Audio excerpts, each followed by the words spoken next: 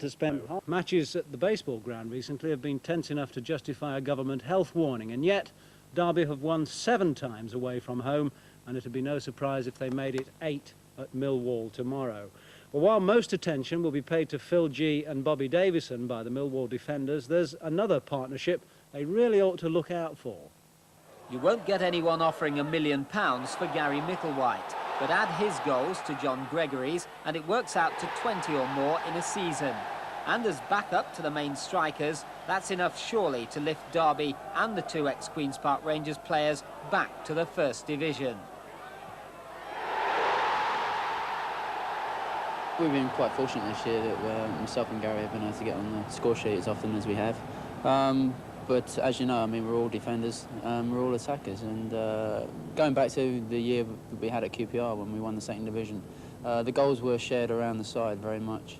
So it's up to all of us really to score as often as we can. 1 or 2 of them have been pretty spectacular, the goals. That one against West Brom, for instance. Yeah, well, actually on the day it probably looked better than it actually was. We were actually lining up the wall. They were lining up the wall, and we were just waiting to take the free kick. And the goalkeeper actually made our minds up for us. He left quite an enormous hole, and we made the best advantage of it. And Gary, yours seem to be coming from the forwards doing a lot of work up there, and you're coming in on rebounds and things like that. I don't mind whichever way I score, as long as the ball goes back in the back of the net. I'd like to have got more goals, but I'm fairly happy with what's happened so far. I think, as John says, you know, the goals have been spread around amongst the team, and that's nice, that's good.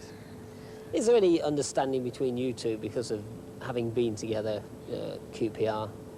Yes, I think that, you know, there's bound to be. You know, we've played together at Rangers and here, and so obviously we know how one another play. If I get in a position, John holds off, and vice versa. So, yeah, I should think there is quite a good understanding between us.